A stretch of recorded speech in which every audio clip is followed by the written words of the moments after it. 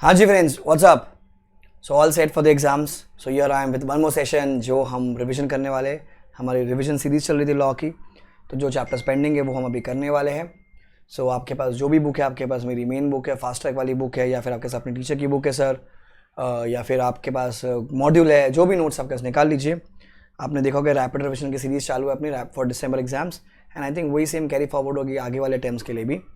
अगर कुछ चेंज होगा तो आपको बता दिया जाएगा। तो जो भी मैंने ब्लू से टिक कर रखा हूँ मैंने करा दिया है। And right now what we doing is investigation and compromise and arrangement. Investigation and compromise and arrangement, तो जो ब्लू टूक वाले हैं वो ऑलरेडी है। ध्यान रखना बेटा, रैपिड रिविजन करके सीरीज है, वहाँ पर डिस्क्रिप्टिव में आपको नीचे मिल जाएगा कि जो जो चैप्टर्स कौन से में क्या करवाया है। डिस्क्रिप्टिव में डिस्क्रिप्शन होता है ना, वहाँ लिखा हुआ है कौन सा चैप्टर कितने से कितने बजे तक, मतलब कितने टाइम तक कराया है, सब मिल जाएगा। इस वाले सेशन में हम कर रहे हैं इन्वेस्टिगेशन, कॉम्प्रोमाइज एंड अरेंजमेंट। ठीक है, first we are starting with investigation. निकाल लीजिए।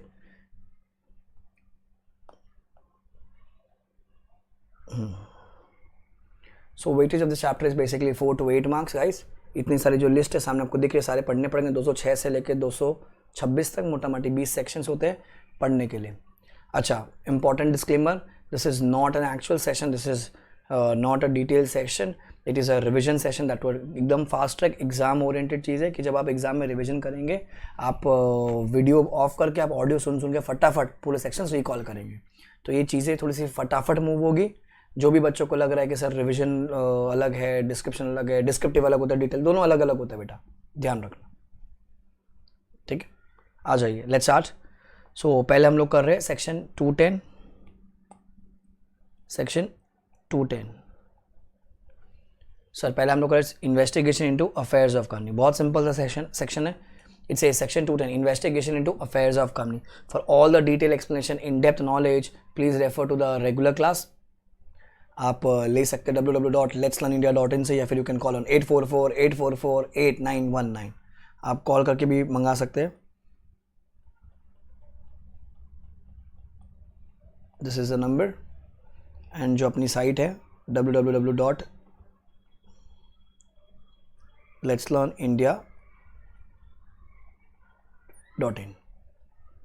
तो अगर किसी बच्चों को कोई बुक चाहिए, ये नोट्स चाहिए, ऑडिट की चार्ट बुक चाहिए, सब लेट्स लर्न इंडिया पे अवेलेबल है। साथ में अभी IDT के विशाल सर के लेक्चर्स अवेलेबल है, एंड DT के भंवर सर के लेक्चर्स अवेलेबल, तो आप ले सकते हो वहाँ से। ठीक है, अपनी साइड से। Let's start. जय माता दी, लेट्स रॉक। ठीक है, क्या कहते हैं sir? It's investigation to affairs of company, section 210। Sir अगर CG को लगता है, किसको? CG को, कि if CG of the opinion that it is necessary to investigate into the affairs of company. किसने कंप्लेन करा? 3 लोगों ने कंप्लेन कर रखा है। 3 लोगों ने कंप्लेन, कौन कौन? ROC inspector, members by SR in public interest. ROC inspector, members by SR in public interest. तो CG ऑर्डर पास कर देगा। So is it mandatory for CG to pass order? The answer is no, it is not mandatory. अगर CG को लगेगा तो वो order pass करेगा। तुम्हारा हक है, तुम कंप्लेन कर लो, CG फिर चेक करेगा। अगर उसको लगता है कि ऑर्डर पास करना तो वो ऑर्डर पास करेगा। सर अगर कोर्ट या ट्राइब्यूनल ने भी ऑर्डर पास किया इन्वेस्टिगेशन का, कोर्ट और ट्राइब्यूनल ने भी अगर ऑर्डर पास किया, still CG will pass the final order for investigation.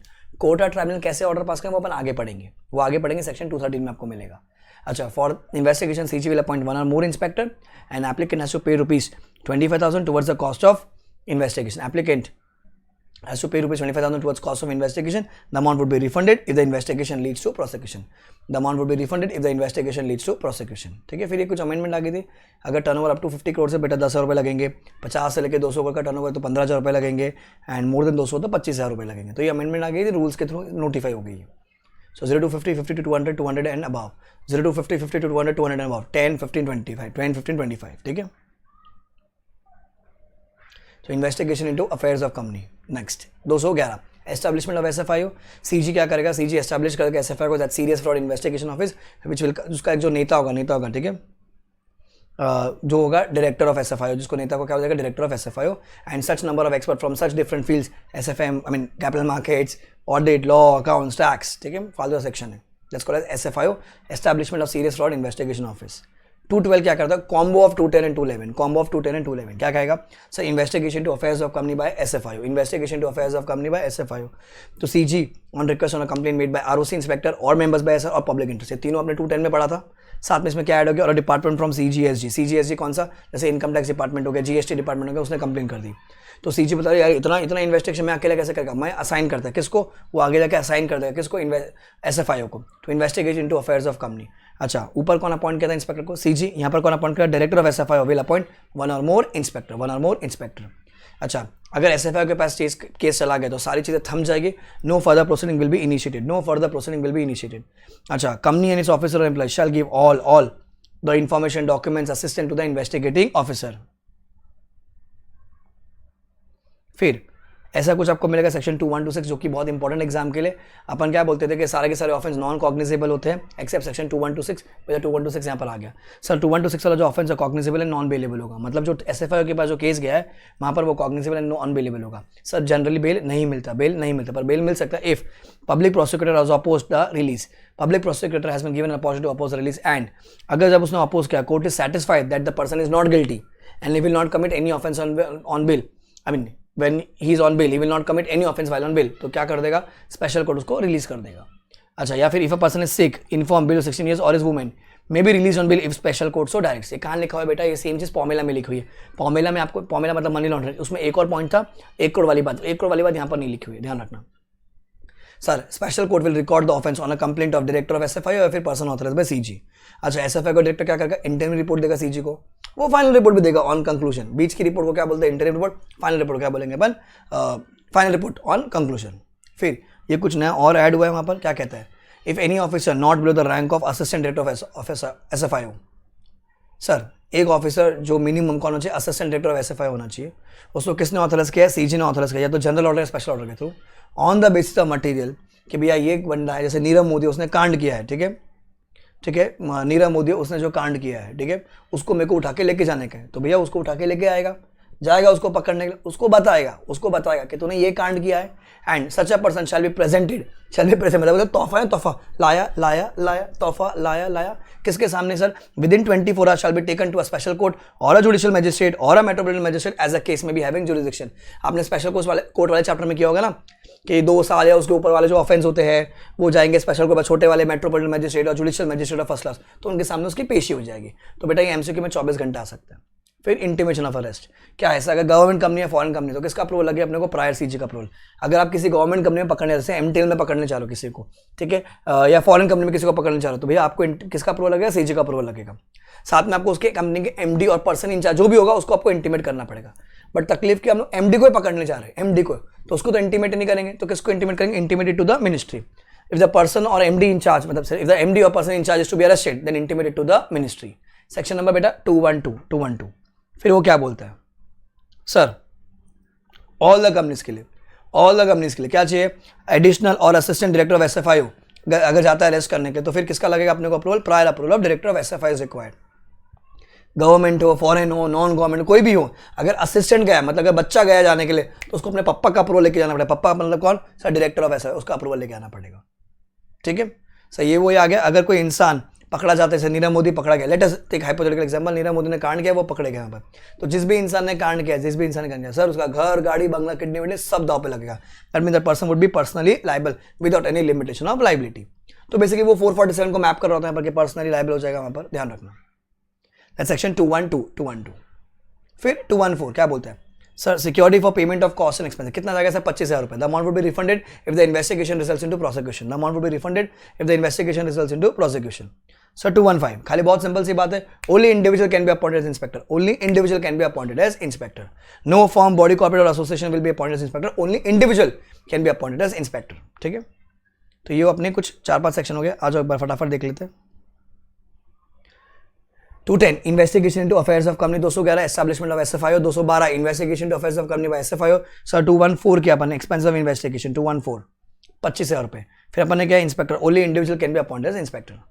अब हम करने चले 218 प्रोटेक्शन ऑफ एम्प्लॉय। बहुत सिंपल है, प्रोटेक्शन ऑफ एम्प्लॉय क्या कहता है, सर अभी किसी पता चला कि कंपनी ने काटने के, किसी एम्प्लॉय ने काट के, तो कंपनी क्या करे, उसको निकाल के बाहर फेंकेगी, इट चल निकल, या उसको डिमोट कर देगी, उसकी सैलरी कट कर देगी। सो कंपनी को अगर कोई एक्शन है ना एम्प्लॉय के प्रति, तो बस आप नहीं ले सकते हो, आपको पूछना पड़ेगा किससे, NCLT से। NCLT के पास हो गया NCLT मेरे को मेरे एम्प्लॉय को निकालने का है, NCLT मेरे को अपने एम्प्लॉय को सजा देने की है। सो NCLT रिप्लाई करेगा कितने दिन के अंदर, 30 दिन के अंदर। एनसीएलटी का रिप्लाई आया, आप अग्रीव्ड हो, आपको मजा नहीं आया, आपको मजा नहीं, एनसीएलटी वाले बोलते हैं तुमको निकाल है, निकाल मत, इसको एक काम कर वॉचमैन बना दे, अच्छा इसका सैलरी 25,000 था, इसका 5,000 कर दे, आप अग्रीड, आप बोलते नहीं मेरे को तो चोर है साला, लपट्टा है, मेरे को तो उसको निकाल के बाहर फेंकने का है, तो आप अग्रीड हो, आप आगे जाओगे एनसीएलटी के पास, कितने दिन के अंदर सर? 30 दिन के अंदर। So if any reply receive any parties agree, मतलब कौन एनी पार्टी, भले वो एम्प्लॉय हो या फिर वो कंपनी हो, कोई भी अगर अग्रीड होता है तो आप जाओगे किसके पास? एनसीएलटी के पास, विद इन 30 डेज। अच्छा, एनसीएलटी ने डिसीजन दिया, आप फिर भी अग्रीड हो, चुपचाप बैठने का, घर पे जाने का, सीधा घर पे, the decision of NCLT will be final and binding. अच्छा, पॉइंट क्या बोलता है, हमको पहले परमिशन लेनी पड़ेगी एनसीएलटी की, एनसीएलटी का रिप्लाई नहीं आया 30 दिन के अंदर, 30 दिन के अंदर नहीं आया, so company you can proceed with the action, it will be assumed कि वो डीम्ड एक्सेप्टेड है, डीम्ड एक्सेप्टेड है, आप आगे बढ़िए। अच्छा सर, अगर आगे बढ़ रहे तो अगर वो एम्प्लॉय जो वो अग्रीव्ड है, क्या वो जा सकते हैं एनसीएलटी के पास? नहीं, वो नहीं जा सकता एलएटी के पास, नहीं जा सकता वो एटी के पास, एनसीएलटी के पास वो नहीं जा सकता। क्यों? क्योंकि सर लॉ क्या बोलता है, अगर रिप्लाई आता है एंड अग्रीव्ड हो तो आप जाओगे, रिप्लाई नहीं है तो it is deemed accepted, it is deemed accepted, तो एम्प्लॉय तेरे पास हक नहीं है।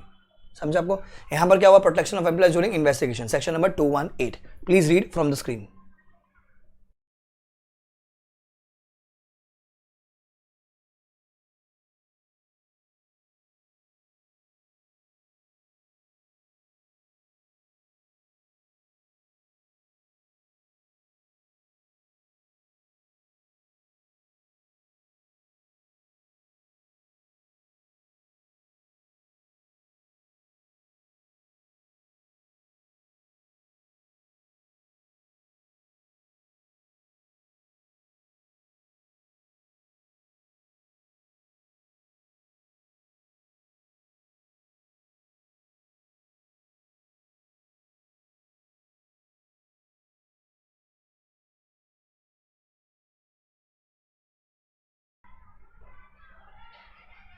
Done? That's 218 for you.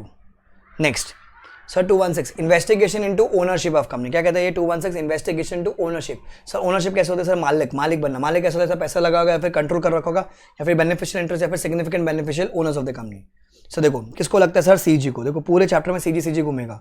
It says where it appears to the CG that there is a reason to investigate and report on the matters relating to the company and its membership for the purpose of determining कौन असली मालिक है, who are or have been या तो financially interested whether in the success or the failure, whether real or apparent, or who are or have been able to control or materially influence the policy of the company,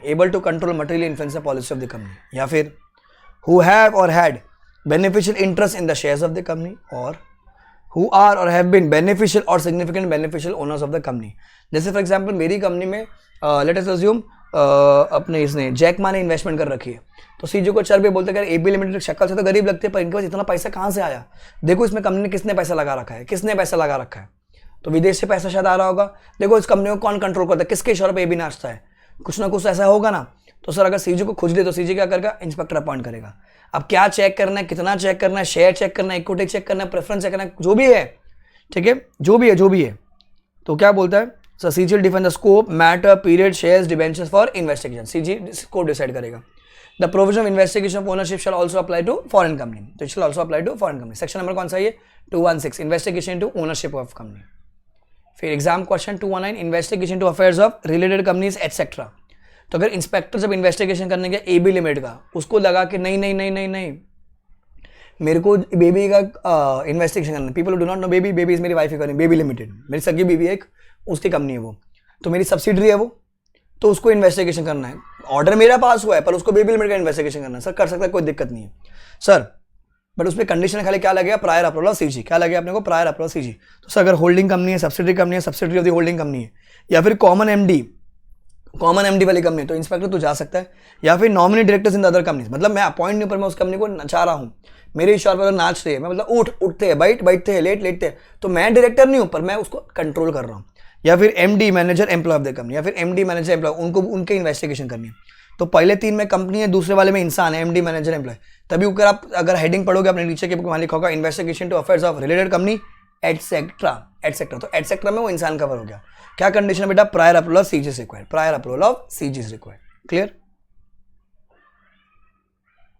सो यहाँ पर अपन ने क्या क्या किया देख लेते हैं फटाफट। सर हमने पहले किया section 210 investigation to affairs of company, फिर क्या 211 एस्टैब्लिशमेंट ऑफ एसएफआईओ, फिर क्या 212 investigation to affairs of company by SFIO, 214 expense of investigation, 215 inspector, 216 किया हम लोग अभी investigation into ownership of company, 218 protection of employees during investigation, ठीक है। फिर हम लोग किया 219 investigation to affairs of related company, investigation to affairs of related company, clear. अब next section 226 voluntary winding up not to stop investigation, voluntary winding up not to stop investigation. Section number क्या है 226 voluntary winding up not to stop investigation. It says no investigation can be suspended or stop by just reason of, आपने application किया 241 में, 241 अपने को मिलेगा operation mismanagement में, आपने वहां पर अप्लाई किया, या फिर मेंबर्स है पास SR for voluntary winding up, या फिर winding up proceeding is pending before the tribunal.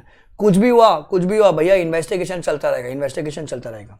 So inspector will inform the pendency to the tribunal and then the tribunal will give such order as it may deem fit. अच्छा, अब जो directors लोग तो बैठ जाएंगे, अरे हमारा तो वाइंडिंग अप चल रहा है तो हम क्यों करें काम, बराबर मोराटोरियम में से कुछ सीखा होगा, अरे हम क्यों काम करें। पर बेटा इन्वेस्टिगेशन का रूल क्या बोलता है कि आपको डायरेक्टर्स, एम्प्लॉयज, ऑफिसर, तुमको इंस्पेक्टर की मदद करनी पड़ेगी, तो बॉस आपको मदद करनी पड़ेगी, तो director employ will be liable for findings for all the information, explanation, assistance, सब आपको देना पड़ेगा। सिंपल सा लाइन है, एमसीक्यू में भी आ सकता है, डिस्क्रिप्टिव में भी आ सकता है, voluntary winding up not to stop investigation, that section number 226। अब चुचू वन चुचू, हम इसको दे टुटू वन टुटू तारा, टुटू वन टुटू तंड फ्रीजिंग ऑफ असेट, चुचू imposition of restriction upon securities. अब कैसा होता है कि अगर इन्वेस्टिगेशन शुरू हुई है तो अब क्या करोगे, आप असेट बेच दोगे, बराबर, तो क्या होता है वो रोक लगा देगा। कौन यहाँ पर रोक लगाए, ट्राइब्यूनल। पूरे बाकी जो सेक्शन अपन से सब जगह पे सीजी था, यहाँ पर खाली क्या बोला है, ट्राइब्यूनल। ध्यान रखना एमसीक्यूज में गेम चेंजर हो सकता है, डिस्क्रिप्टिव में भी लिखने में आपको तकलीफ हो जाएगी, तो it says where it appears to the tribunal, किसको where it appears to the tribunal on a reference made to bye the CG or in connection with any inquiry or investigation to affairs of company. क्या बोल रहा है, or a complaint made by such number of members as given in section 244, या फिर a creditor having 1 lakh amount, a creditor having 1 lakh amount outstanding, या फिर अगर किसी इंसान को अगर ऐसा लगता है कि बॉस the removal, transfer, disposal of funds, asset, properties of the company is likely to affect the shareholders of the company, या फिर कंपनी के लिए, तो क्या कर देगा वो रोक लगा देगा, कितने साल के लिए, 3 साल के लिए। Such transfer, removal, disposal shall not takes place for a period not exceeding 3 years, not takes place for not exceeding 3 years, मतलब मैक्सिमम 3 years। या फिर अगर आपको चाहिए तो किसका अप्रूवल लेकर जाओ, ट्राइब्यूनल का अप्रूवल लेकर आ जाओ। आपको विद इन 3 years में ट्रांसफर करने का तो किसका अप्रूवल लेकर जाओ, ट्राइब्यूनल का अप्रूवल लेकर आ जाओ। बहुत सिंपल है कि अगर ट्राइब्यूनल को लगता है, किसने बोला, सीजी को नहीं, सीजी ने बोला उसको, तो इन दोनों सेक्शन में ट्राइब्यूनल, बाकी सब जगह पे सीजी चलता है। ट्राइब्यूनल को लगता है कि भैया किसने कंप्लेन की है, या फिर ट्राइब्यूनल को खुद को लगता है, या फिर क्रेडिटर हैविंग 1 लाख आउटस्टैंडिंग, या फिर किसी इंसान ने उसको कंप्लेन कर रखी है भैया जो प्रॉपर्टी है, जो फंड्स है, जो असेट है, लोग उठा के फेंक देंगे तो कंपनी को नुकसान होगा, शेयर को नुकसान होगा, तो क्या वो रोक लगा सकता है, कितने साल तक, 3 साल तक। कौन लगाएगा रोक, ट्राइब्यूनल। अच्छा तुमको बेचने का बेचो, कोई दिक्कत नहीं, मैं ट्राइब्यूनल का परमिशन लो। तुम्हें चर्बी है, तुमने बिना परमिशन के बेच दिया, company penalty 1 lakh to 25 lakhs, officer 50,000 से लेके 5 लाख, और 3 years और बोथ, 3 years और बोथ, 1 to 25 55 125, कैसा था 55 125 नहीं याद करना है, 125 55 और 3 years और बोथ, ठीक है। चू imposition of restriction upon securities, जैसे भी अपन ने सेक्शन 216 किया था, तो वहां पर ओनरशिप के लिए शेयर्स देखेंगे अपन, तो लोग क्या करेंगे, जैसे जैक मा ने मेरे कंपनी में इन्वेस्ट कर, जैक मा क्या करके अपना शेयर फटाक से बेच देगा, बराबर, क्योंकि अगर उसको लगता है कि भैया इंडियन पुलिस उसके पीछे आ जाएगी। तो ट्राइब्यूनल को अगर लगता है कोई इंसान, अगर इन्वेस्टिगेशन चल रही 216 वाली, या फिर किसी ने कंप्लेन की, तो इंसान अगर शेयर्स बेच देगा, अपनी सिक्योरिटीज बेच देगा, तो वो रोक लगा देगा, कितने साल तक का, 3 साल का रोक लगा देगा। हाँ तुमको बेचने का तो किसका परमिशन हो, ट्राइब्यूनल का परमिशन। अगर तुमने नहीं लिया परमिशन, कांड कर दिया, तो सेक्शन छूट तोड़ दिया, तो पेनल्टी देखो कितनी है, 1 to 25, 1 lakh to 25 lakh. Company वाली तो सेम है, ऑफिसर वाली क्या हो जाती है, चेंज हो जाएगी। क्या चेंज होगा यहाँ पर, सर मिनिमम 25,000 हो गया, यहाँ पर मिनिमम 25,000 और 6 महीने की जेल आता है, वो चेंज है। ऊपर 55 था, यहाँ पर 25,500, सो 25,500 125, 25,500 125, 25,500 125, 6 महीने की जेल यात्रा और बोथ, दोनों सेक्शन इंपॉर्टेंट है, याद करनी पड़ेगी पेनल्टी, कोई ऑप्शन नहीं है। Please have a glance again, 221 222, 221 तुतु तारा फ्रीजिंग ऑफ, तो साउंड 221 तुतु तारा freezing of asset and restriction on securities, read.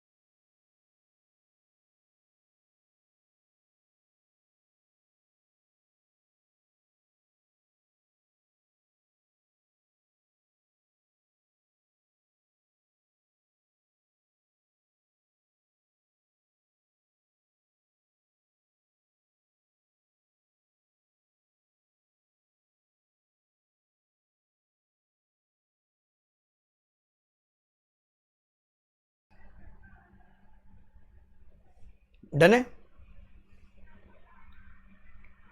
तो देखो अभी अपन ने क्या किया सर, 226 के voluntary winding up not to stop investigation, फिर अपन ने किया 221 फ्रीजिंग ऑफ असेट्स, चू imposition of restriction upon security, 221 freezing of assets, imposition of restriction upon securities।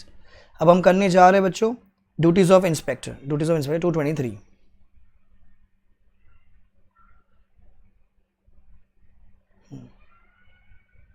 223 duties of inspector खाली रीड करने हैं। सर क्या बना के दे सकता है सर, वो interim and final report to CG को बना के दे सकता है। Sir report has to be in writing, report की कॉपी कौन ऑब्टेन कर सकता है, मेंबर्स क्रिएटर या फिर पर्सन अफेक्टेड। किसी को भी अगर रिपोर्ट चाहिए किसको अप्लाई करेंगे, लोग सीजी को अप्लाई करेंगे। रिपोर्ट कॉमन सेंस से थप्पा होनी चाहिए, फिर पब्लिक ऑफिसर जो नोटरी ऑफिसर होता है वो साइन करेगा। Nothing mention the above shall be applicable to report under section 212, क्योंकि 212 में तो क्या होता है एसएफआईओ का इंस्पेक्टर है। ये जो इंस्पेक्टर कौन है, सीजी वाला इंस्पेक्टर, सीजी वाला inspector that says duties of inspector. Sir नीचे expenses of investigation, sir expense of investigation time pass वाला आंसर अगर याद हो तो ठीक है, नहीं तब छोड़ सकते हो 225। All the expense of investigation shall be deferred bye CG. तो आपका एमसीक्यू हो सकता है पहला पेमेंट कौन करेगा, सीजी करेगा, बट विल बी रीइंबर्स्ड बाय जिस इंसान को बोला गया कि मिस्टर राम आप पे कीजिए, सुब्रत रॉय आप पे कीजिए, नीरव मोदी आप पे कीजिए, राजू लिंगम आप पे कीजिए, वो इंसान पे करेगा। या फिर एबी लिमिटेड तू पे कर, रिलायंस लिमिटेड तू पे कर, वो लोग पे करेंगे। अच्छा अगर प्रोसिक्यूशन इनिशिएट हुआ है तो जिस भी इंसान के प्रति प्रोसिक्यूशन इनिशिएट हुआ है वो लोग देंगे। तो company, body corporate, MD, manager, जिसका भी नाम रिपोर्ट में लिखा था कि भैया ये लोग ने कांड किया है, ये लोग जेल जाएंगे, तो भैया इनको पैसा देना पड़ेगा। या फिर अगर फेक कंप्लेन होती है, फिक्टिशियस कंप्लेन, बोगस कंप्लेन होती है, so applicants for investigation where the inspector appointed section 213 तो द एक्सटेंड द सीजी में डिसाइड, क्योंकि जिसको भी जो नुकसान होगा, क्योंकि अगर फेक कंप्लेन होती है भैया सीजी ने इंक्वायरी किया, वो जो डायरेक्टर लोग थे उनकी इज्जत के लॉ लग गए वहां पर, तो आपकी वजह से हुआ, जैसे राकेश सामंत लोग कंप्लेन करते थे ना बार बार, तो सर आप भर के देंगे, उसको बोलते हैं एक्सपेंस ऑफ इन्वेस्टिगेशन।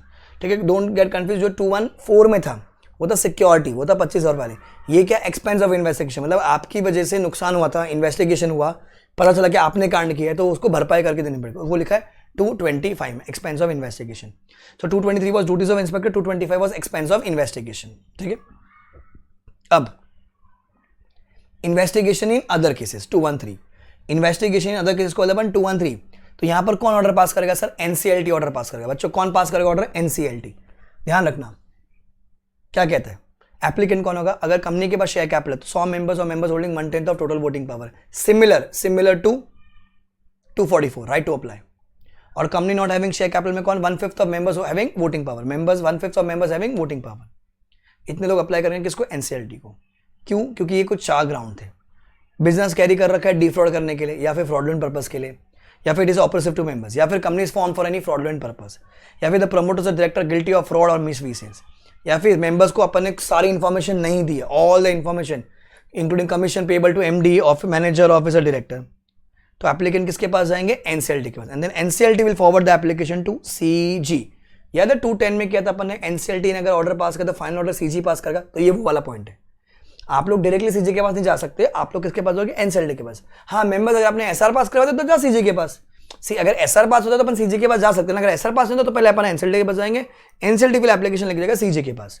अब सीजी क्या करेगा, अब the order is pass by the tribunal, the CG will appoint one और more competent person as inspector to investigate into the affairs of company and report in such manner as a CG में direct.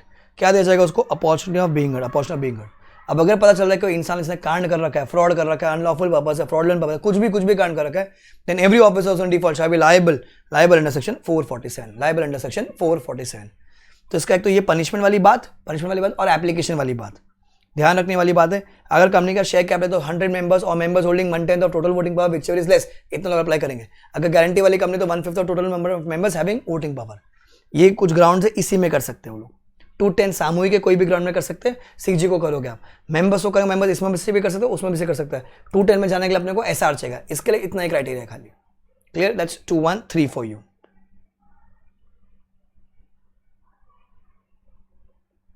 इसको बोलते हैं investigation into affairs of company in other cases. So let's recall, मोटा मोटी हमारा ये खत्म होने आ गया सेक्शन, मोटा मोटी खत्म हो गया। सर 210 का मतलब क्या होता है, investigation to affairs of company, 211 is establishment of SFIO, 212 investigation to affairs of company by SFIO, 213 is other cases NCLT वाला, 214 is expense of investigation, 215 is powers of inspector, 216 investigation to ownership of company, 218 protection of employees हो गया, 219 investigation to affairs of related company, 220 seizure pending है, 221 ठंडी freezing of assets 3 साल का restriction tribunal लगाएगा, 222 imposing of restriction upon security 3 साल tribunal लगाएगा। फिर 223 ड्यूटीज ऑफ इंस्पेक्टर, 224 फालतू सा सेक्शन था, छोड़ दिया अपन ने. 225 expense of investigation and 226 voluntary winding up not to stop investigation proceedings. तो ध्यान रखना बच्चों, ये रिवीजन है, फास्ट ट्रैक है, ओनली फॉर एग्जाम ओरिएंटेड चीज़ें, आपके सारे कॉन्सेप्ट ब्रशअप कराने के लिए, रिकॉल करने के लिए. जिसको एग्जाम्पल डिटेल एक्सप्लेनेशन चाहिए, या तो आप रेगुलर क्लास ले सकते हो या तो आप फास्ट ट्रैक बैच ले सकते हो. ये खाली एग्जाम ओरिएंटेड रिवीजन है. अच्छा, देन आपकी टीचर की बुक में 2 चीज़ मिलेगी, 217 and 224. That's powers of inspector and action to be taken person of inspector report. खाली आप इसको रीड कर लीजिएगा. तो ये एग्जाम के पॉइंट ऑफ व्यू से ज़्यादा इंपॉर्टेंट नहीं, तो मैंने यहाँ पर कवर नहीं किए. अच्छा, पावर्स ऑफ इंस्पेक्टर में एक पॉइंट मिलेगा आपको, 180 दिन को इंस्पेक्टर वो जो रिपोर्ट जो डॉक्यूमेंट्स कलेक्ट करके लेकर आएगा ना, इन्फॉर्मेशन एक्सप्रेशन जो भी बुआ लेकर है, वो अपने पास कितने दिन का रखेगा, 180 दिन के लिए. एक्सटेंशन 180 दिन, normal days are 180 days, extension 180 days. ठीक है. देन सेक्शन 206 से लेके 209. 206 क्या कहता है sir? Power to call for information, inspect books, conduct inquiry. Power to call for information 1, number 2 inspect books, number 3 conduct inquiry. अब क्या हुआ, अपन ने आरओसी को कोई डॉक्यूमेंट अपलोड किए, आरओसी ने देखा, बोलता है मेरे को मजा नहीं, मेरे को और इन्फॉर्मेशन चाहिए. So if on a scrutiny of any document filed by the company or the information received by him, ROCs of the opinion. देखो पूरे चैप्टर में सीजी था, 2 सेक्शन में ट्रैवल था, यहाँ पर कौन है, ROC. अच्छा, 3 सेक्शन में एनसीएलटी बोल दीजिए, वो 213 में भी एनसीएलटी है. ठीक है. ROCs of the opinion, किसको, ROCs of the opinion that further information and explanations required, then he by additional notice क्या देगा, he by notice will send to the company and मांगेगा क्या, to furnish more information documents within the time specified in notice. Company से कोई time limit नहीं, 8 दिन 10 दिन 15 दिन, आप मेरे को जवाब दे दीजिए. जैसे कंपनी को नोटिस मिला, कंपनी क्या करेगी, कंपनी उसको officer will give all the information explanation documents to ROC. अच्छा, उसने 2020 का डेटा मांगा. अब 2020 में हमारे पास मिस्टर गुप्ता जी थे, गुप्ता जी कंपनी छोड़ के चले गए, दुनिया नहीं छोड़े, कंपनी छोड़ के चले गए. तो गुप्ता जी आपको भी आके इन्फॉर्मेशन कलेक्ट करवानी पड़ेगी. तो past officer is also liable for information explanation. अब एडिशनल इन्फॉर्मेशन मांगी, आपने नहीं दी, या दी बट उसको मजा नहीं आया, या उसको लगता है कि यहाँ पर कुछ ज्यादा गड़बड़ है, बराबर. So ROC by another notice to produce books, papers, inspectors at such places and time he require. If no information or explanation is given to ROC within a specified time, या दिया, it is inadequate, या फिर on scrutiny of documents unsatisfactory state of affairs exists in a company and information do not disclose a full and fair statement of information required. मतलब या तो दिया ही नहीं, दिया तो या inadequate दिया, या फिर वहां पर unsatisfactory state of affairs दिख रहा है, तो ROC क्या करेगा, एक और नोटिस फेंकेगा, बोलेगा चलो तेरी बुआ लेकर आ, किधर, जहां वो बोले, कब, जब वो बोले, कितना, जितना वो बोले. अच्छा, इंक्वायरी. अब भैया बुआ देखिए, बोलेगा भैया नहीं, मेरे को ठोकना है तुमको. सो ROC will conduct the inquiry after giving an opportunity of being heard on the basis of information available with him or furnished to him. Okay, on a representation made to him that the business is carried on for a fraudulent or unlawful purpose and or grievance of investors is not address. तो ये कुछ grounds है, ROC क्या कर देगा, inquiry conduct करेगा, मेरे को तुम्हारी जांच पड़ताल करनी है. तो पहला क्या हुआ, पहला अपना डॉक्यूमेंट सबमिट किया, उसको समझ में नहीं आया तो उसने एडिशनल डॉक्यूमेंट मांगा, तो कॉल फॉर इन्फॉर्मेशन है. अच्छा, आपने इन्फॉर्मेशन दिया ही नहीं, दिया तो कम दिया, या फिर अनसेटिस्फैक्टरी स्टेट लग रहा है उसको, तो वो अपना क्या करवाएगा, इंस्पेक्ट करवाएगा. फिर वो बोलते हैं नहीं यार तुम लोग ने इन्वेस्ट का ग्रीवेंस एड्रेस नहीं किया, या फिर किसी ने बोला है कि तुम लोग फ्रॉडुलेंट के लिए काम कर रहे हो, या फिर अनलॉफुल पर्पस के लिए काम कर रहे हो, या फिर on the basis of information available with him, क्या करवाएगा, वो इंक्वायरी करवाएगा. अब इंक्वायरी करने से पहले क्या करेगा, आपको एलोकेशन इंटीमेट करेगा. फाइनल ऑर्डर इंक्वायरी का कौन ऑर्डर पास करेगा, CG. If CG is satisfied that the circumstances so warrant, will direct the ROC to conduct inquiry. And every officer who is in default shall be liable under section 447. 447. My pencil is not working, but 447. Achha, if the information explanation documents are not given, then company and officer up to 1 lakh की penalty, 500 per day till the default continues. याद करनी पड़ेगी, up to 1 lakh 500 रुपये per day till the default continues. तो अगर exam में question आता है बच्चों कि उसने पूछा इन्फॉर्मेशन पे, तो खाली पॉइंट नंबर 1 लिखने का, जो मैंने मार्क किया हुआ है. पूछा इंस्पेक्ट बुक्स ऑफ अकाउंट, तो 1 and 2 दोनों हो जाएगा. क्यों, क्योंकि इंस्पेक्ट बुक्स ऑफ अकाउंट उससे से लिंक है. इंक्वायरी, अगर उसने पूछा इंक्वायरी, तो बेटा 1 2 3 पूरा लिख कर आने का एग्जाम के अंदर. ठीक है. 447 ध्यान रखना, final order of inquiry will be pass by CG only. फिर कंडक्ट ऑफ इंस्पेक्शन कैसे होगा. अच्छा, if ROC or inspector calls for book and other books and papers, then हर मतलब हर महादेव, हर ऑफिसर, एवरी सब मतलब सब, एवरी ऑफिसर डायरेक्टर मतलब past also shall produce all the documents, give all the information, give all the assistance. अगर नहीं दिया तो क्या लग जाएगी, पेनल्टी. आरओसी देने से पहले क्या करेगा, उसमें थप्पा मरवा लेगा अपना. So ROC will while conducting inspection inquiry will make copies and place identification marks. Powers of ROC inspector will be as per CPC 1908. अगर आपने डिसोबे किया तो क्या होगा, penalty up to 1 year, minimum 25, maximum 1 lakh, maximum 1 lakh, ऊपर 500 रुपया per day था and up to 1 lakh था. ठीक है. अच्छा, साथ में डायरेक्टर अगर आप कन्विक्ट हो तो कन्विक्ट मतलब जेल यात्रा हुई तो आपको क्या करना पड़ेगा सर, आपको वेकेट करना पड़ेगा, आपको वेकेट करना पड़ेगा. ठीक है. 208 आप इसको रीड कर सकते हो, दैट्स बेसिकली आरटीपी वाला टाइप्स, रिपोर्ट ऑन इंस्पेक्शन. तो आरओसी या उसका इंस्पेक्टर रिपोर्ट बना के किसको दे देगा, आगे सीजी को दे देगा. ठीक है. रीड कर लीजिए इसको.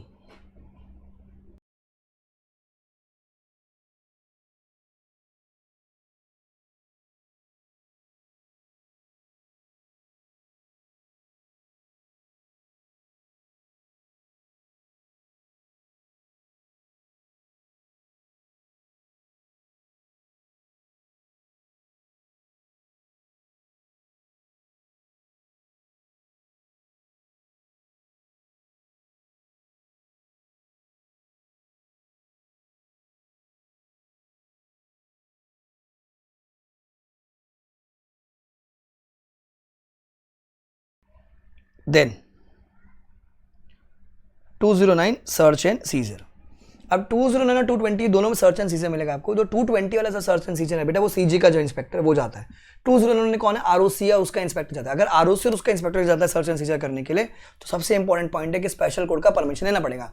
आरओसी और तेरा इंस्पेक्टर अगर जाता है, आरओसी तू जाता है या तेरा इंस्पेक्टर जाता है, तो जा, जहां बुआ रखे वहां जा, बिंदास जा, लेकर आ, थप्पा मार के दे उनको, थप्पा मार के दे, कोई टेंशन नहीं है. वहां पर 180 दिन के लिए रख, देखो एक्सेट और 180 दिन के लिए रख, पर ध्यान रखना तू बिना अप्रूवल के नहीं सकता. किसका परमिशन चाहिए, स्पेशल कोर्ट का परमिशन चाहिए. 220 में भी आंसर सेम है, पूरा सेम है. खाली क्या बोलता है कि अगर जा रहा है वो तो वहां पर सीजी है उसका इंस्पेक्टर, अगर वो जाए तो कोई परमिशन नहीं चाहिए. ऊपर वाले में अगर आरओसी है उसका इंस्पेक्टर चाहते हो वहां पर स्पेशल कोर्ट का परमिशन चाहिए. यही फर्क है. एमसीक्यू में आ सकता है 1 मार्क का, 2 मार्क का, descriptive very rare. Just read 209 and 220. I will scroll the sheet. Read.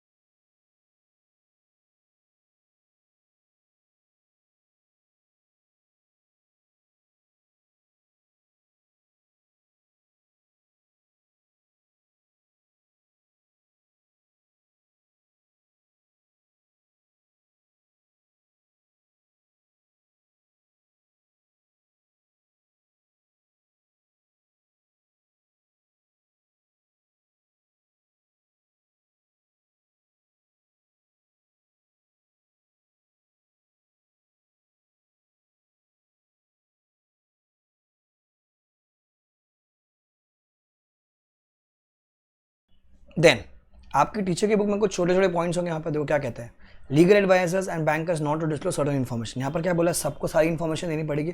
अगर बाई चांस इन्वेस्टिगेशन शुरू हो रही है अब, तो जो ROC है या उसका इंस्पेक्टर या फिर CG का जो इंस्पेक्टर जब इन्वेस्टिगेशन करने आता है, तो जो लॉयर अपने पता है लॉयर कुछ बातें छुपा सकता है, बराबर। जैसे अपन भी चार्टर्ड अकाउंटेंट है होके अपन इन प्रोफेशनलिज्म के लिए अपन को बातें नहीं बताते ना, अपना confidential principle same way lawyer नहीं बताएगा, चलेगा, कोई दिक्कत नहीं है, ठीक है। Except the name and the address of the client, or by the bankers of any company, body, corporate, other persons as to the affairs of any of their customers other than such company, body, corporate or person, ठीक है। तो lawyer भी नहीं बताएगा और bankers भी नहीं बताएंगे, मतलब सारी चीज़ें नहीं बताएंगे। किसको?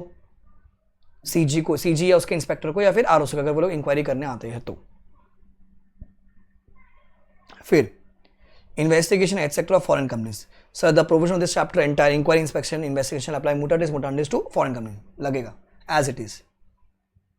फिर एक सेकंड, लास्ट वाला पढ़ लेते एक बार।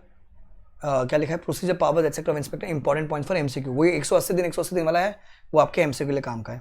ये जो आंसर इसको मार्क कर लीजिएगा, अपनी बुक में नहीं होगा इसको फोटो खींच लेगा। 229 punishment for false statement, mutilation and destruction of documents where a person who is required to provide an explanation or make statement during the course of inspection, inquiry or investigation, मतलब इस chapter में, or an officer or employee of the company or other body corporate which is also under investigation, या तो कोई इंसान या तो officer या तो एम्प्लॉय, उसने क्या किया, या तो डिस्ट्रॉय किया, म्यूटिलेट किया, फॉल्स किया, कंसील किया, टेम्पर किया, या फिर कुछ निकाल के बाहर फेंक दिया, किसी भी चीज़ को, डॉक्यूमेंट्स को, प्रॉपर्टी को, किसी भी चीज़ को, या फिर makes or is a party to making of any false entry in any document, या फिर provide an explanation which is false knowing it to be false, shall be guilty of under section 447, shall be guilty of under 447।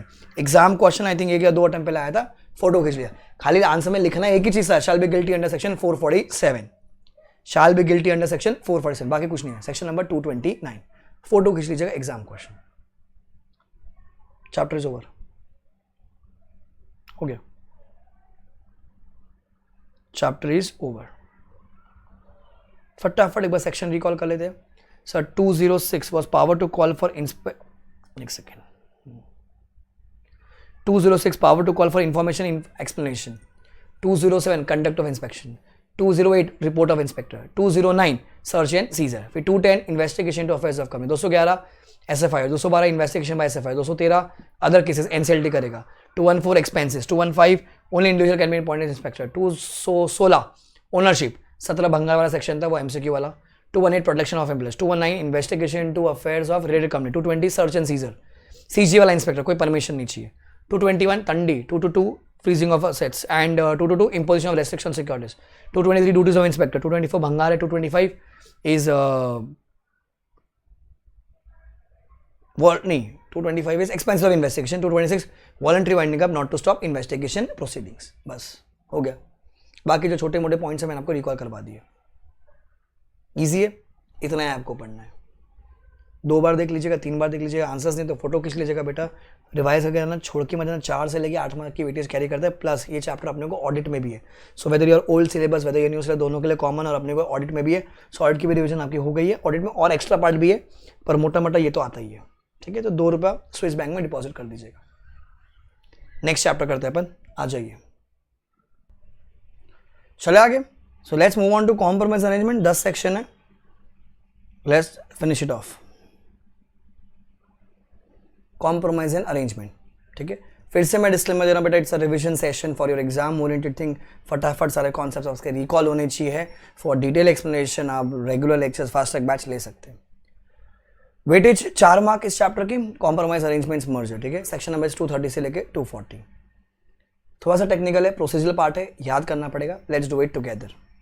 Sir पहला है section number 237 क्या कहता है sir, AB limited baby limited merge करना चाहते हैं तो ये चैप्टर अट्रैक्ट हो जाएगा। अकाउंटिंग का जो पार्ट था वो अपना IPC में सीख लिया, यहाँ पर लीगल पार्ट है, लीगल पार्ट। पहला सेक्शन कहता है 237 that's amalgamation of 2 or more companies in public interest. Amalgamation of 2 or more companies in public interest.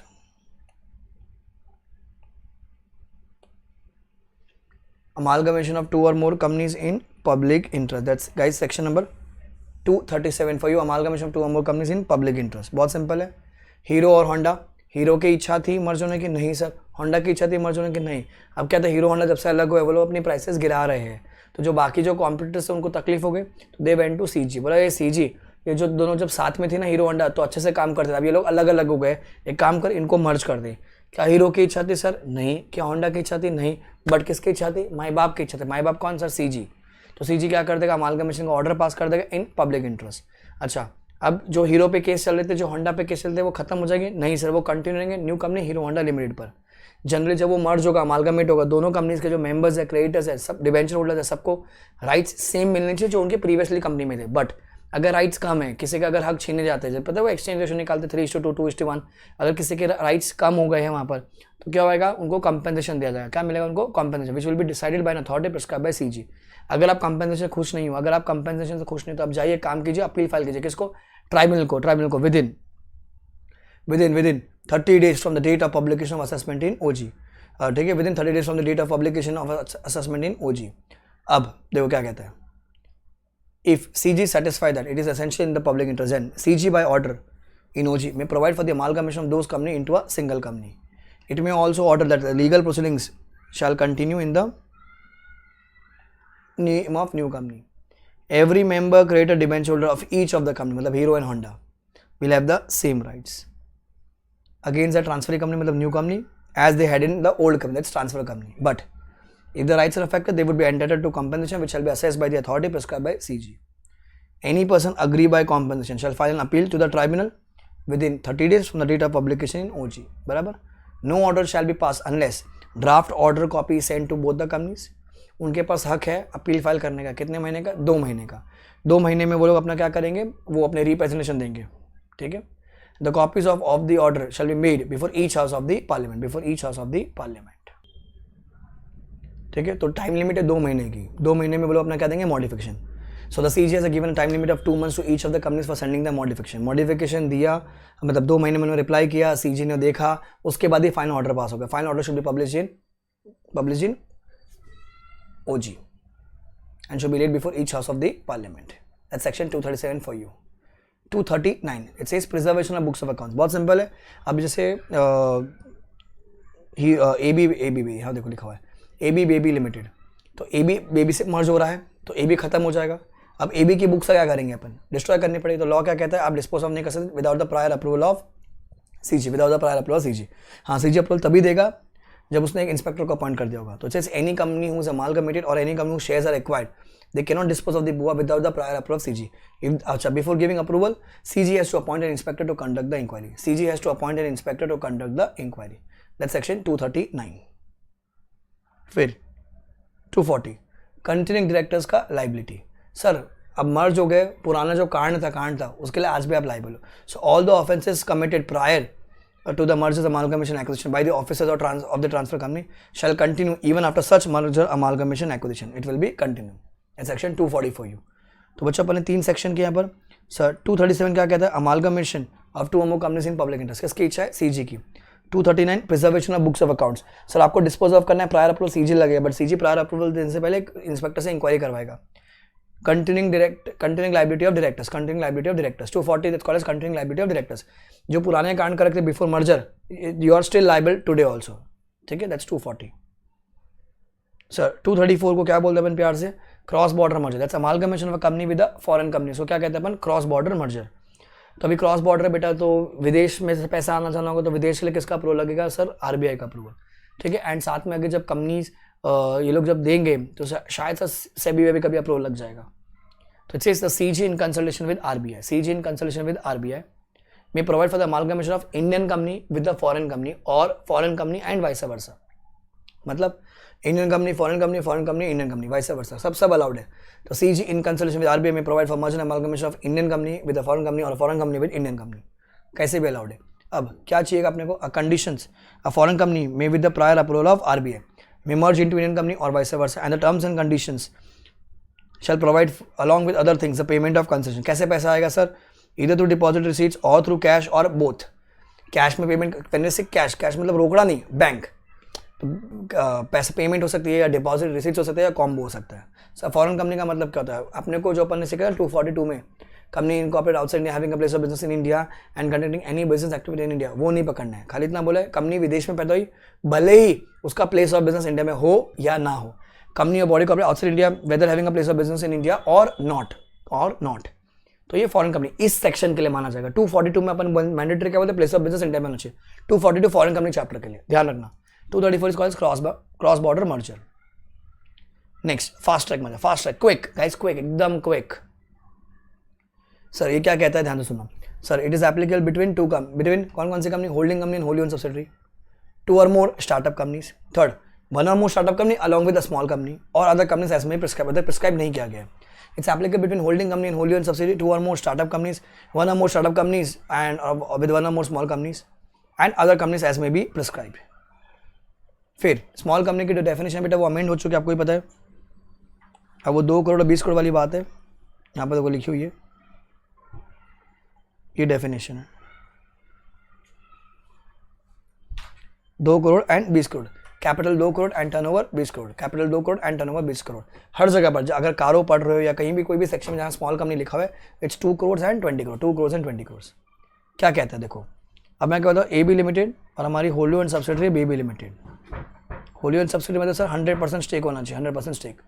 सो अब क्या होता है, transferor and transferee will issue notice to the ROC official liquidated affected person in form number का 9। तो दोनों company जो transfer मतलब जो जा रहा है, ट्रांसफरी मतलब सर जिसके पास जा रहे हैं, तो holding company along with Holi own subsidiary अगर मर्ज हो रहे हैं तो वो लोग सबको इंटीमेट कर दें, किसमें, नोटिस में। कैसे बोलेगा, no notice. So both the transfer and the transferee will issue notice to ROC liquidated affected person का 9, no notice. 10 transfer and transferee will file declaration of solvency 10 in form number का 10। जैसे अपन बोलते हैं ना Bengal x में 10। No offence, किसी के sentiments को हर्ट करने की कोई इच्छा नहीं थी बेटा, ध्यान रखना, नहीं तो मेरा मेम बना के मेरे को ट्रोल करोगे। It is just for academics, याद करेंगे 10। No notice 10 declaration of solvency file किया, हम लोग सॉल्वेंट है। फिर मेंबर्स और क्रेडिटर्स की मीटिंग बुलाई जाएंगे, दोनों कंपनी के मेंबर्स और क्रेडिटर्स मीटिंग करेंगे एंड 90% लोग अप्रूवल देंगे। कितना, 90% of total holding of share holders and अगर क्रेडिटर्स है तो 90% टोटल क्रेडिटर्स। क्या आप लोग मर्ज हो जाइए, हमको कोई दिक्कत नहीं। अच्छा, for calling the meeting notice shall contain the details of mergers amalgamation 10 in declare and form number का 10 and a copy of scheme. फिर हो गया। So transferee company shall within 7 days of meeting shall forward a copy of the approve scheme to CG। किसके पास जाएगी बेटा, CG के पास जाएगी इन form number का 11, फॉर्म नंबर का 11 का 11 कि स्कीम अप्रूव हो गई है। सो 9 notice 10 declaration solvency 11 scheme approved. तो ट्रांसफर ही कंपनी मतलब जो अभी जिंदा है, ट्रांसफर तो खत्म हो गया ना क्योंकि वो मर्ज हो जाएगी। Copy of scheme should also be filed with ROC in along with prescribe from prescribe fee. GNL 1 अगर याद हो तो ठीक है, नहीं छोड़ सकते आप। अब regional director of CG will give the final approval in form number का 12। Regional director of CG will give a final approval in form number का 12 if there are no objections. Regional director of CG will give a final approval in form number का 12 if there are no objection. But regional director को अगर objections आया या फिर उसको लगता है scheme is not in public interest, तो तुमको वो निराश नहीं करेगा। वो मतलब कौन, regional director of CG with in 60 days किसके पास जाएगा, ट्राइब्यूनल के पास। 13 फॉर्म लेके जाएगा 13 के अंदर, 13 फॉर्म लेके जाएगा 13 के अंदर, किसके पास, ट्राइब्यूनल के पास। ये ट्राइब्यूनल, ये बच्चे लोग आए थे मेरे पास मर्ज करने के लिए, बट मेरे को या तो ऑब्जेक्शन आया या फिर वो जो स्कीम है पब्लिक इंटरेस्ट में। तो एक बार देख लेना कि 232 में मर्जर हो सकता है क्या, किसमें बेटा, 232 में मर्जर हो सकता है, एक बार देख लेना जरा। तुम कौन गया बेटा, CG गया, रीजनल डायरेक्टर ऑफ CG। कौन से में, 13 फॉर्म लेके का 13 के अंदर, किसके पास, ट्राइब्यूनल के अंदर, ट्राइब्यूनल के पास within 60 days। Then confirmation order, अगर ऑर्डर पास हो गया है मतलब अमालगमेशन अप्रूव हो गया, तो confirmation order should be filed with ROC within 30 days by the transfer and the transfer company, and the transfer company will be dissolved without winding up. The transfer company will be dissolved without winding up. ये जो section है fast track merger का बेटा, ये benefit है सबको नहीं है, इन 4 को है खाली।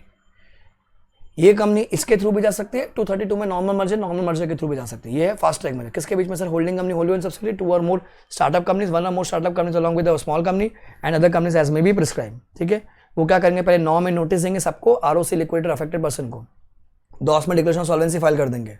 फिर मीटिंग बोला जाएगी 90% अप्रूवल चाहिए, मेंबर्स की मीटिंग में मेंबर्स का अप्रूवल, क्रेडिटर्स की मीटिंग में क्रेडिटर्स का अप्रूवल। अच्छा, फिर for calling the meeting notice में क्या अटैच जाएगा, details of merger amalgamation 10 and copy of the scheme. फिर the transfer company within 7 days जैसे अप्रूवल मिल जाता है, CG के पास जाएगी इनफॉर्म नंबर 11।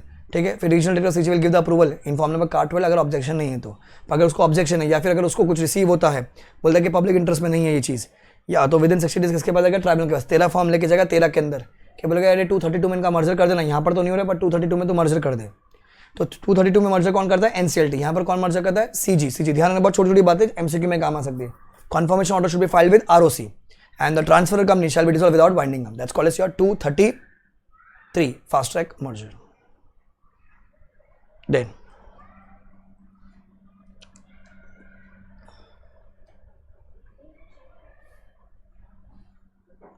235 क्या कहते हैं सर? Power to acquire shares of dissenting shareholders और take over by acquiring shares.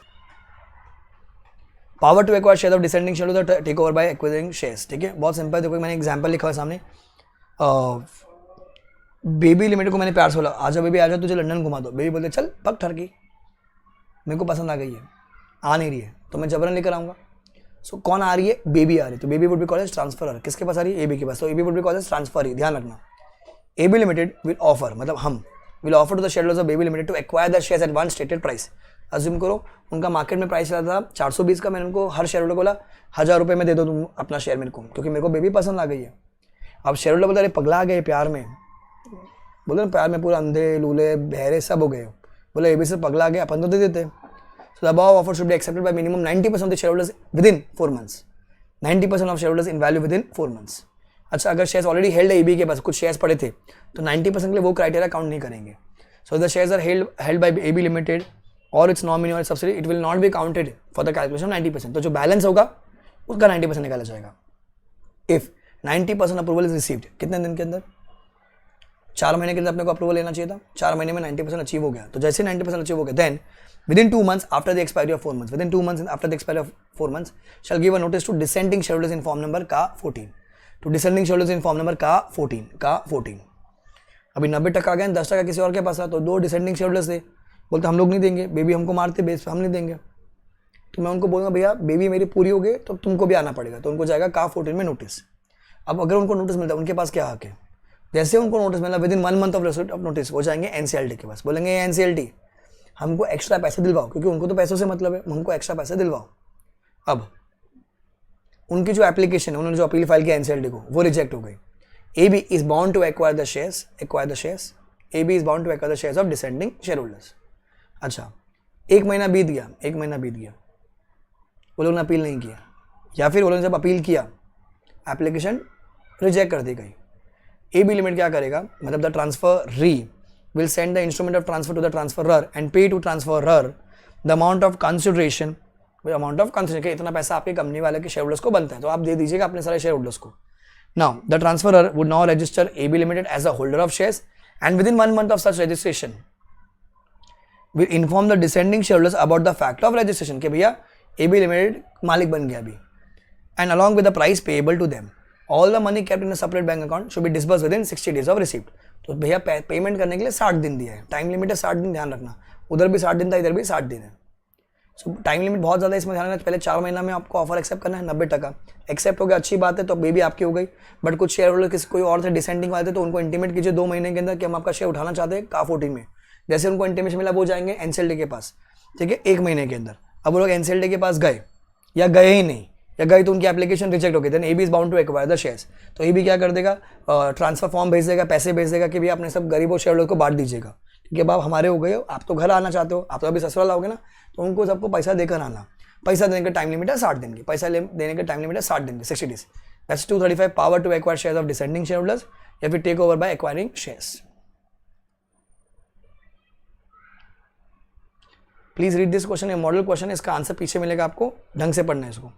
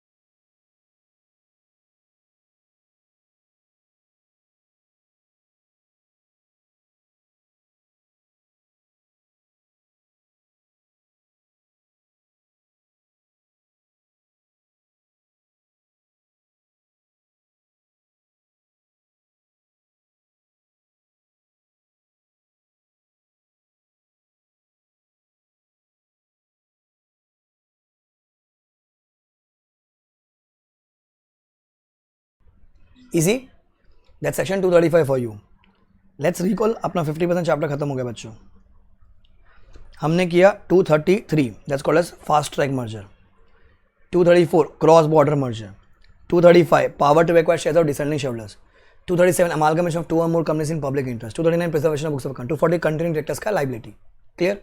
अब सबसे इंपॉर्टेंट कर रहे हैं अपन 230 एंड 231. पूरा चैप्टर इसी पे, हर एग्जाम में इसी पे क्वेश्चन आता है. आपके टीचर की बुक में मिलेगा, मॉड्यूल के पीछे भी क्वेश्चन मिलेंगे, इसी पे मिलेंगे. इसका जो अप्रूवल वाला कॉन्सेप्ट है बहुत इंपॉर्टेंट है. आ जाइए 230. पूरा प्रोसीजर आना बहुत डिफिकल्ट है, भरोसा नहीं ऐसे आ सकता, बट मेन जो अप्रूवल का पार्ट है वो ध्यान से पढ़ना. इट सेज 4 लोग, कंपनी मेंबर, क्रेडिटर, लिक्विडेटर. कौन है sir? Procedure for compromise arrangement amalgamation. Procedure for compromise arrangement amalgamation procedure की बात है सर. 4 लोग, कौन? Company member, creditor, liquidator. Company member, creditor, liquidator shall make an application to NCLT. NCLT, ठीक है, ध्यान रखना पर एनसीएलटी है. In NCLT 1, notice of admission NCLT 2, affidavit NCLT 3. So application to tribunal NCLT 1, notice of admission NCLT 2, affidavit NCLT 3, and a copy of scheme of compromise arrangement containing all the facts about the company, that's latest financial position, latest audit report, pendency of investigation, reduction of share capital if any, and scheme of corporate debt restructuring which was submitted to RBI in form number का 1, in form number का 1. तो का 1 में जो अपन ने corporate debt restructuring RBI को दी होगी consent bye minimum 75% of creditors, वो फॉर्म नंबर का 1 में आप उसको अटैच करके भेज दीजिए. ठीक है.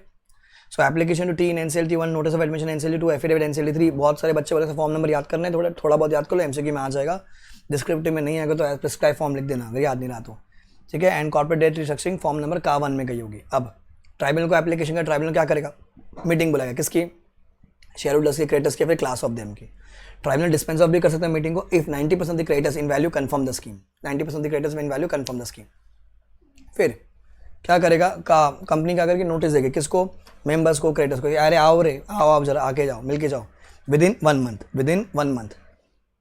ठीक है, मतलब 1 महीने का नोटिस देगी. इन फॉर्म नंबर का 2 में सबको बुलाया, मेंबर्स को, क्रेडिटर्स को. उसमें क्या क्या जाएगा नोटिस में? Summary of valuation report including basis of valuation.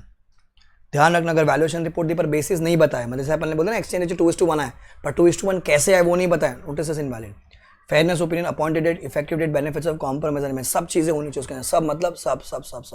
Sir अगर उसमें एक्सचेंज रेशियो वहाँ पर है, किसी चार्टर्ड अकाउंटेंट ने निकाला है, उस पर क्वेश्चन नहीं हो सकता. ध्यान रखने कि आपको क्वेश्चन मिलेगा अपने टीचर की बुक में कि अगर एक्सचेंज रेशियो किसी रेप्यूटेड फॉर्म ऑफ सीएस ने निकाला हुआ है अपनी बुक में, मैंने डिस्कस किया सेम चीज़ है ना, आपको क्वेश्चन बुक में मिल जाएगा.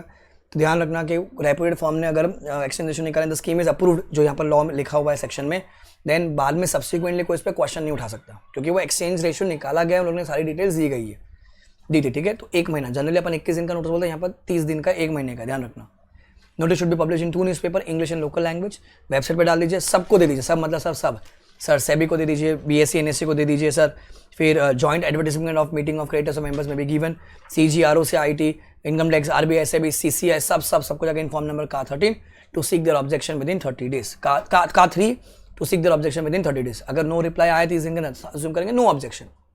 का 1 वॉज कॉर्पोरेट डेट रिस्ट्रक्चरिंग, का 2 वॉज वो 2 लोग मेंबर क्रेडिटर को नोटिस दिया, का 3 में सबको दिया, रेगुलर गाँव दुनिया को दिया. ठीक है, गाँव दुनिया को. फिर वोटिंग कैसे होगी सर? बाय पोल और इलेक्ट्रॉनिक मोड और प्रॉक्सी. सब eligible person to object the scheme of compromise और arrangement. Members holding more than और equal to 10% of the total share holding, या फिर creditors holding minimum 5% of the total creditors as per the latest financial statement. अच्छा, financial statement available है तो last 6 महीने के लेके चाहिए, लास्ट 6 महीने होल्ड होने चाहिए. सो कौन ऑब्जेक्ट कर सकता है सर? ऐसा मेंबर या members holding minimum 10% of the share holding. Creditors के केस में मिनिमम 5%. ये पॉइंट बहुत इंपॉर्टेंट जो बॉक्स किया हुआ है. अप्रूवल ऑफ मेंबर्स क्या चाहिए? Majority numbers and 3/4 in value present in voting. Majority number and 3/4 in value present in voting, ये अप्रूवल चाहिए. क्रेडिटर्स का है तो same, majority number and 3/4 in value present in voting. Such scheme if it is approve by the tribunal it will be binding on all. फिर क्या करेगा? वो result लेके जाएगा. कौन? 4%. 4 का 4 में रिजल्ट लेके जाएगा 4%. किसके पास? ट्राइब्यूनल के पास. Within 3 days of the conclusion of meeting.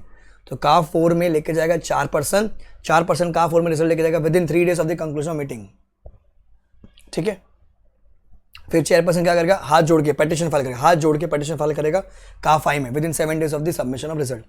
का 1 वॉज कॉर्पोरेट डेट रिस्ट्रक्चरिंग, 2 में मेंबर्स क्रेडिटर्स को बुलाया, 3 में दुनिया को बुलाया, 4 में चेयरपर्सन रिजल्ट लेके जाएगा. फिर जब रिजल्ट के हाथ जोड़ा उसने, का 5 में पेटिशन फाइल किया, रिजल्ट आएगा का 6 में.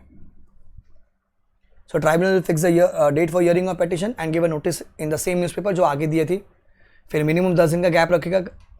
जब कंपनी को बुलाना था उन्होंने 30 दिन का गैप रखा, ट्राइब्यूनल को बुलाना था उसने 10 दिन का गैप रखा. फिर वो क्या कहता है, tribunal will send a notice to members, creditors, CG, regulators who has objected. Tribunal will approve the scheme in form number CAA 6. Tribunal will approve the scheme in CAA 6. Order copy should be filed with ROC in CAA 7. 1 corporate death section 2 में members creditors को देगा, 3 में दुनिया को देगा, 4 में chairperson result लेके जाएगा, 5 में हाथ जोड़ के पिटीशन फाइल की, 6 में रिजल्ट आ गया, 7 आरओसी को फाइल कर दीजिए. 7 आरओसी को फाइल कर दीजिए. इसमें majority number 3/4 value important, objection वाला पॉइंट इंपॉर्टेंट, 10% एंड 5%. एंड ये नोटिस 1 महीने का है, ट्राइब्यूनल जब देगा तो तब 10 दिन का गैप है, 10 दिन का गैप. फिर एग्जाम में ये भी आ चुका है ट्राइब्यूनल का ऑर्डर में क्या क्या बात होगी. An order pass by the tribunal shall provide for all or any of the following matters. क्या कहता है वो सर, अगर आप कॉम्प्रोमाइज स्कीम रिजल्ट करती है conversion of preference shares into equity share, तो सच प्रेफरेंस शेयर होल्डर्स को ऑप्शन दे जाएगा, या तो वो प्रेफरेंस डिविडेंड कैश में एक्सेप्ट कर ले या उतने अमाउंट का इक्विटी शेयर ले लीजिए, या तो आप उतना कैश में ले लीजिए तो उतना अमाउंट का इक्विटी शेयर लीजिए. Number 2, protection of any class of credit, debenture holders को मोर सिक्योरिटी दे दी. 3rd, variation of share holders का जो राइट होगा सेक्शन 48 के तहत होगा, सेक्शन 48 के तहत. अच्छा, अगर आपने एप्लीकेशन की थी BIFR के पास, BIFR board for industrial financial reconstruction, वो अबेट मतलब वो cancel. And such other matter including exit offer to dissenting share holders, including exit offer to dissenting share holders. Clear. तो ये कंटेंट एग्जाम में आ सकते हैं. बताइए ट्राइब्यूनल का ऑर्डर में क्या क्या हो सकता है. जब प्रेफरेंस होल्डर को ऑप्शन दिया जाएगा कि एक या तो आप कैश में डिविडेंड ले लीजिए या उतने वक्त का इक्विटी शेयर ले लीजिए. Number 2, protection for any class of creditors. Number 3, variation of share holders right as per section 48 होगा. नंबर 4, अगर BIFR है तो उनकी एप्लीकेशन अबेट हो जाएगी अगर आपने की थी तो वहाँ पर. And other such other points including exit offer to dissenting share holders. ठीक है. फिर ये खाली रीड करने 9 and 10 point. Powers of tribunal. Sir ये ऑर्डर किसने पास किया 230 में, सर कॉम्प्रोमाइज अरेंजमेंट का ऑर्डर पास किया ट्राइब्यूनल. तो ट्राइब्यूनल इसको एनफोर्स करेगा. कुछ में मॉडिफिकेशन करना पड़ेगा तो ट्राइब्यूनल करेगा. सर उसमें कोई कुछ इफेक्टिव इंप्लीमेंटेशन, कुछ भी मॉडिफिकेशन चेंजेस करना है सब ट्राइब्यूनल करेगा. इवन आफ्टर मॉडिफिकेशन भी स्कीम इंप्लीमेंट नहीं हो पा रही, तुमको बोला था पैसा देने के लिए लोगों, तुमने पैसा नहीं दिया तो ट्राइब्यूनल तुम्हारे को ठोक देगा. क्या कर देगा, वाइंड अप कर देगा. If the tribunal is satisfied the compromise scheme cannot be implemented satisfactorily with or without modification and the company is unable to pay the debts it may make an order for winding up as per section 273 मतलब winding up का समझा आपको चीज़ें. That is section number 231. तो 230 and 231 साथ में पढ़ के चलना बेटा. हर पॉइंट इसका इंपॉर्टेंट है, कुछ भी पूछ सकते हैं इंस्टीट्यूट. ये बहुत इंपॉर्टेंट है. Majority number 3/4 in value present and voting. 3/4 in value present and voting. Then 232 क्या कहते हैं sir, procedure for reconstruction amalgamation demerger.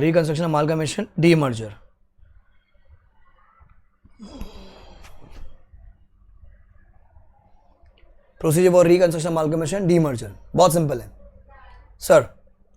Company ने क्या किया, कॉम्प्रोमाइज स्कीम का एप्लीकेशन किया ट्राइब्यूनल को, बट ट्राइब्यूनल देखता रहे कॉम्प्रोमाइज अरेंजमेंट नहीं है, ये तो मेरे को लग रहा है पूरा रिकंस्ट्रक्शन हो रहा है, अमालगमेशन हो रहा है, मर्जर हो रहा है, डीमर्जर हो रहा है.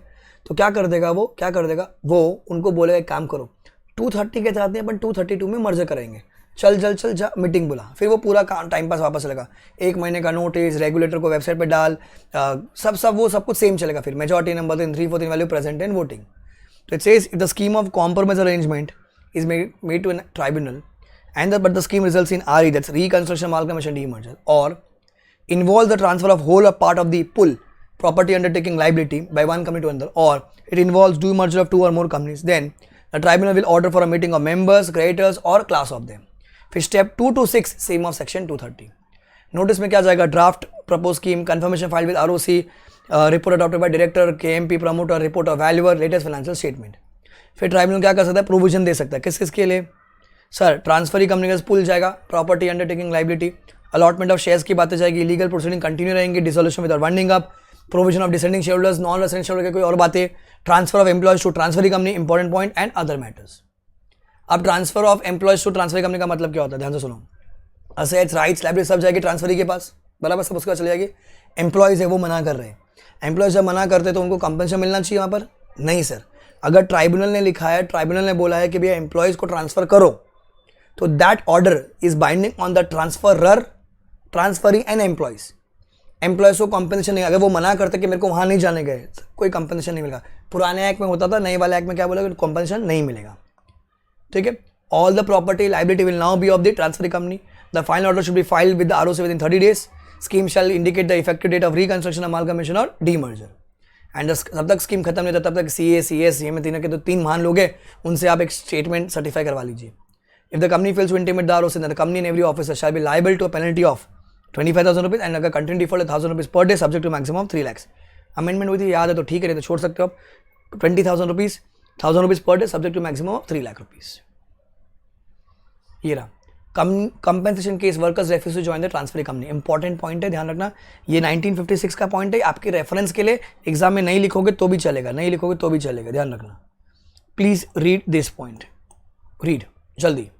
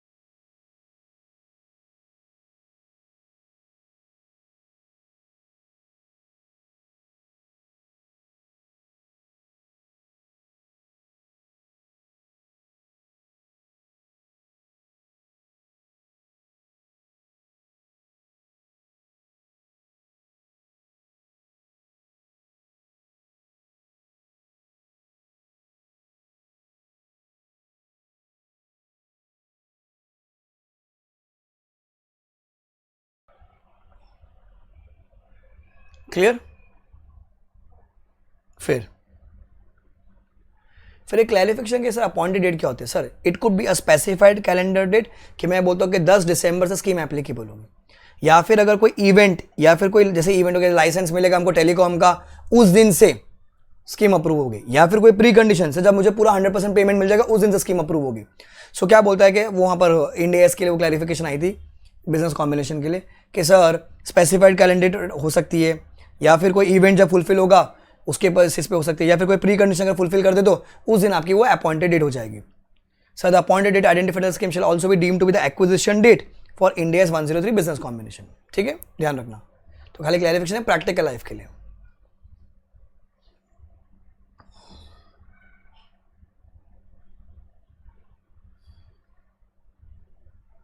देखो अभी हमने 230 कर लिया था procedure for compromise arrangement. 231 was powers of tribunal. 230 was your normal merger. 33 was your fast track merger. 34 cross border merger. 35 power to acquire shares of descending shareholders. Then 237 amalgamation of two or more companies in public interest. 239 is preservation of BOA. 40 is continuing liability of directors. क्या बचा है खाली 236 and 238. अभी हम लोग पढ़ रहे 238. पता है वो अपन ने 235 में पढ़ा था power to acquire dissenting shareholders. तो बेबी को बोलता आजा, बेबी नहीं है, तो मैंने क्या किया, शेयरहोल्डर्स को 420 के प्राइस थी, उनको मैंने 1000 रुपये का ऑफर किया. तो जो वो ऑफर किया ना मैंने, उनको मेरे को फॉर्म नंबर देना पड़ेगा. का 15 होना चाहिए, I think, I may be wrong. हाँ का 15 है. सो इट्स देखो मैंने लिखा revise 235 first. So every circular containing the offer to the members of transfer company, मतलब बेबी को, by its director to accept such offer shall be accompanied by such company in such manner as may prescribe form number का 15.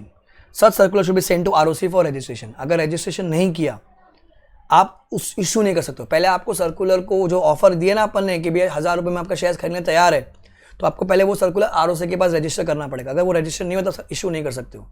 अच्छा ROC मना भी कर सकता है. अगर उसने मना किया तो आप अपील फाइल कीजिए टू NCLT. अच्छा तुमने चर्बी है, तुमने यूँ इशू कर दिया तो क्या लग जाएगी पेनल्टी. तुमने यूँ इशू कर दिया. If the director issues a circular without registration, penalty is of rupees 1 lakh. Flat penalty 1 lakh. Flat penalty बच्चों 1 lakh की है. सो जो अपन ने 235 में जो ऑफर किया था बेटा, उसके लिए अपने को रजिस्ट्रेशन करनी पड़ेगी. का 15 फॉर्म नंबर है ROC के पास. ठीक है, ROC उसको रेफ्यूज भी कर सकता है, उसमें कोई फॉल्स इन्फॉर्मेशन है तो आपके पास आगे आप अपील फाइल कीजिए NCLT के पास. आपने रजिस्ट्रेशन के बिना आपको इसको इशू कर दिया तो 1 लाख की पेनल्टी है. Section number 238. तो 235 238 साथ में पढ़ना, 235 238 साथ में पढ़ के चलना. क्लियर. फिर माइनॉरिटी शेयर होल्डर्स, ये क्या कहता है सर, माइनॉरिटी डिफाइन नहीं किया गया एक्ट में, but it means register holder of shares not exceeding 10%. Not exceeding मतलब मैक्सिमम 10%. तो यहाँ पर माइनॉरिटी को क्या बोलेंगे अपन, 10% के शेयर होल्डर वाले को, मतलब मेजॉरिटी 90 पर आ जाएगी. फिर minority is not defined in that. It means register holder of shares not exceeding 10% ना, दैट्स मैक्स 10%, बाकी 90% is majority.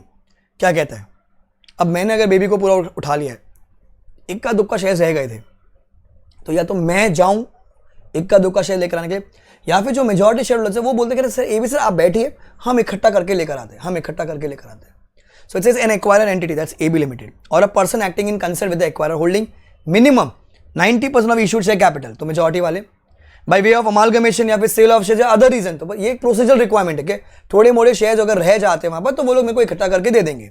Shall notify the company of its contention to buy the remaining equity shareholding. Shall notify the company to its contention to buy the remaining equity shareholding. तो जो baby limited के जो छोटे मोटे share जो share holders होंगे 90% वाले, वो इक्का दुक्का के शेयर्स लेकर आएंगे, तो वो लोग खुद भी जाके ऑफर कर सकते हैं, या जो इक्का दुक्का शेयर होल्डर्स है मतलब जो माइनॉरिटी वाले लोग हैं वो लोग भी अपने शेयर्स ऑफर कर सकते हैं. वाइस वर्सा, हम भी जाके इंटेंशन दिखा सकते हैं हमको बाय करने का है, वो लोग भी अपने शेयर्स ऑफर कर सकते हैं. The majority share holders will offer to the minority share holders to bye the equity share at a stated price on the basis of a registered valuer. This section also gives the opportunity to minority shareholders to offer their shares to the majority shareholders. Vice versa. Number 2 में क्या बोला, majority minority के पास जा रहा है.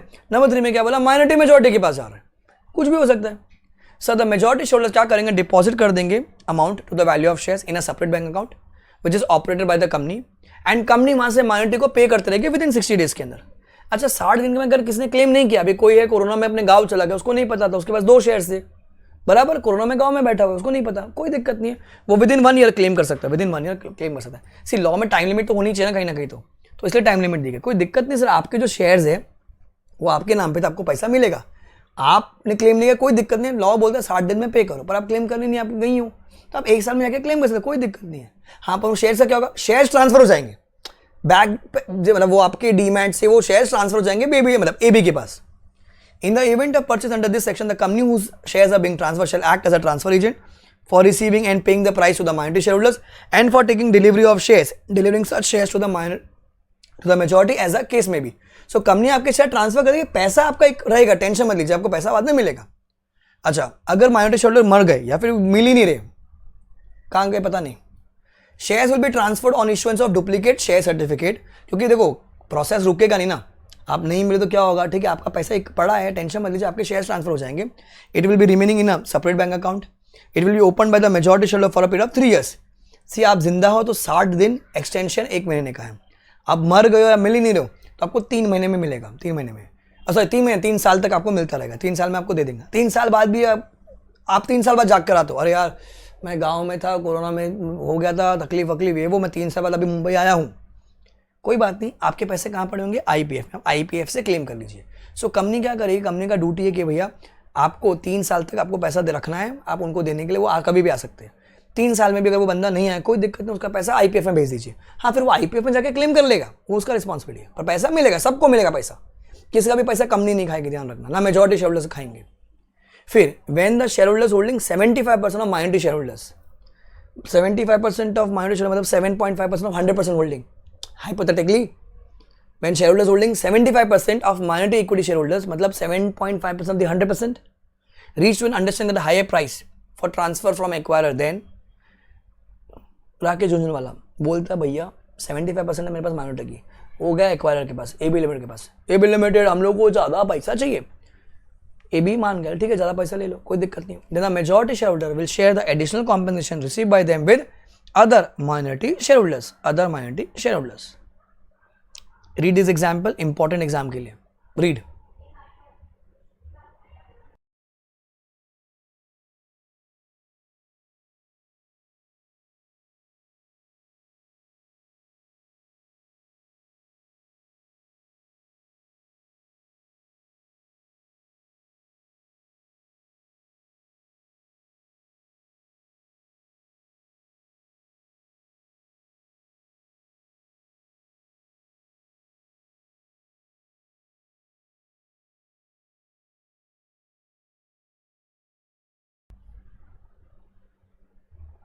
बराबर.